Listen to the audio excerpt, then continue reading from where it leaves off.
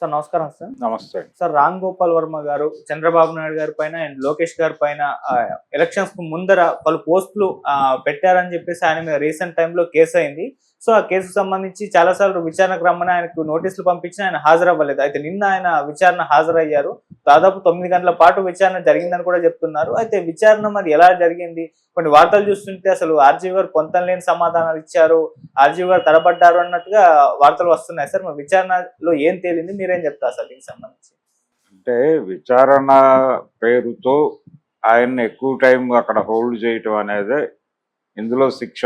అంటే దాదాపు 9 గంటలు పైన ఆయన్ని అక్కడ ఉంచారు. రకరకాల విడతలుగా జరిగింది. ఒక 50 ప్రశ్నలు అడిగారు అనేది బయటకు చెప్తున్నారు. అందులో చాలా వాటికి నాకు గుర్తులేదు, తెలియదు అన్న పద్ధతిలో ఆయన సమాధానాలు చెప్పారని, అంటే తన ఫోన్ కూడా ప్రాపర్గా లేదు, అది ఎవరో తీసుకెళ్లారు, ఇంకేదో ఇన్స్ట్రుమెంట్ వాడుతున్నాను నేను, అన్ని దీనిలో లేవు అన్న పద్ధతిలో ఏదో ఆయన కొంత స్ట్రాటజికల్ గానే వెళ్ళాడు. అంటే ఇది ఇక్కడితో ముగియలేదు. ఈ విచారణ నిన్న రాత్రితో ఒక కొలిక్కి వచ్చేసింది ఒంగోలుకి సంబంధించి. ఒంగోలు రూరల్ పోలీస్ స్టేషన్లో ఆయన విచారణ నడిచింది. ఈ విచారణ అయిపోయి మళ్ళీ విచారణకు రావాల్సి ఉంటుంది మీరు అని చెప్పి వాళ్ళు నిన్నటి విచారణని కంక్లూడ్ చేశారు. మళ్ళీ నోటీసులు పంపించినప్పుడు రావాలి అని చెప్పి ముగించారు దాన్ని. అంటే ఇది పూర్తిగా అవలా. ఈ లోపు ఈ కమ్మరాజ్యంలో కడపరెడ్లు అనే పద్ధతిలో ఆయన దాని టైటిల్ మార్చారు. తర్వాత సెన్సార్ ప్రాబ్లం వచ్చి అమ్మరాజ్యంలో కడప బిడ్డలు ఈ టైప్లో ఏదో మార్చి రిలీజ్ అయింది. దాని మీద కొంత వివాదం అయింది ఆ టైంలోనే. వర్మ గారు తీసినటువంటి పొలిటికల్ అంటే రాజకీయ వివాదాస్పద చిత్రాల జాబితాలో అది కూడా ఒకటి. ఈ వ్యవహారాలు మనకి లక్ష్మీ ఎన్టీఆర్ నుంచి మొదలైనవి. ఈ క్రమంలోనే ఇప్పుడు గుంటూరులో దీనికి సంబంధించి ఒక కేసు బుక్ అయి ఉంది.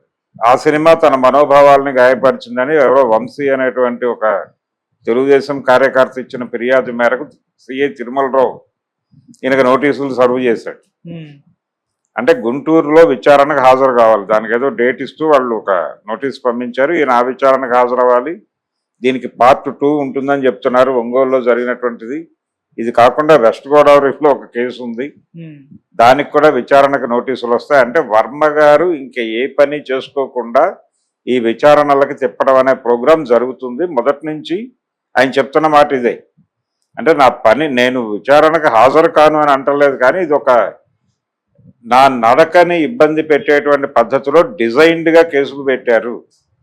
వీళ్ళ మనోభావాలన్నీ ఇప్పుడు గాయపట్టవండి. ఇప్పుడు ఆ సినిమా వచ్చి చాలా కాలం అయింది. ఇప్పుడు మనోభావాలు దాని మీద కేసు ఇప్పుడు ఎక్కడ ఉంది? అది ఏ ప్లాట్ఫామ్ మీద చూసి గాయపడ్డాడు? ప్లాట్ఫామ్ మీద చూసేవాళ్ళు, థియేటర్లో చూసినవాడు గాయపడటం వేరు. కానీ సోషల్ మీడియా ప్లాట్ఫామ్స్ లేకపోతే ఇంటర్నెట్ ప్లాట్ఫామ్స్ మీద చూసి గాయపడటం, వాంటెడ్గా ఏరియాకి వెళ్ళటం, ఆ సినిమా గురించి తెలిసి వెళ్ళి చూసి కావాలని గాయపడి ఇన్ మీద కేసు పెట్టడం లాగా తయారవుతుంది పరిస్థితి. అయితే ఈ కేసు ఇప్పుడు పెట్టారా? ఇప్పుడైతే గుంటూరు నుంచి కూడా నోటీసులు ఉన్నాయి. ఇలా నెమ్మదిగా ఆయన్ని ఆంధ్రప్రదేశ్లో ఉన్నటువంటి అన్ని ఊళ్ళ పోలీస్ స్టేషన్లకి తిప్పే ఒక డిజైన్లో, అంటే వేధించటము, విసిగించటము, ఇదే శిక్ష. అంటే మీరు ఆ రోజున మార్ఫింగ్ చేస్తూ ఫోటోలు పెట్టారు, అలాగే కొంత రెడిక్యూల్గా మాట్లాడారు. నాకు ఆయన ఓపెన్గా ఒక మాట చెప్పాడు, కంపారిటివ్గా సిబిఎన్తో పోలిస్తే నాకు జగన్ అంటే అభిమానం అనే మాట కూడా ఎక్కడో వాడాడు ఆయన. ఇలాంటివన్నీ కొంచెం కీలకంగా పనిచేశాయి. ఈ పని చేయటము, ఆయన తీసినటువంటి సినిమాల్లో ఈ వ్యక్తుల్ని పోలినటువంటి వ్యక్తులే ఉండటం, పర్టికులర్గా పవన్ కళ్యాణ్ మీద కూడా ఆయన చాలా క్లియర్ స్టాండే మాట్లాడాడు.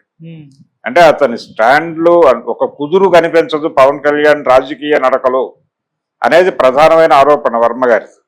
అది నిజం కూడా, అది చాలా నిజం. ఎందుకంటే ఆయన రైట్ టు లెఫ్ట్ తిరుగుతాడు, లెఫ్ట్ టు రైట్ తిరుగుతాడు.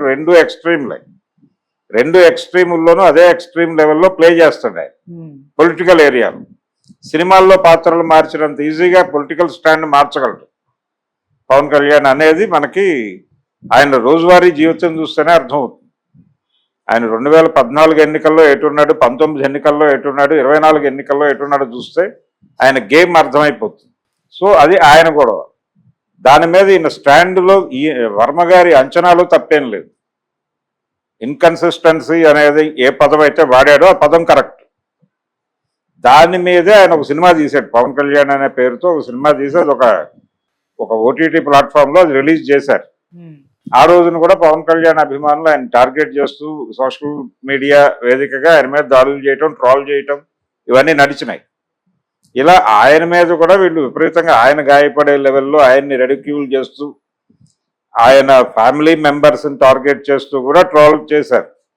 మరి దానికి ఎవరు రియాక్ట్గా అయ్యి ఆయన తరఫున కేసులు పెట్టాలి కదా. వీళ్ళ మీద కూడా మనోభావాలు వీరికి మాత్రమే ఉంటాయి, వారికి ఉండవు అనేది లేదు కదా.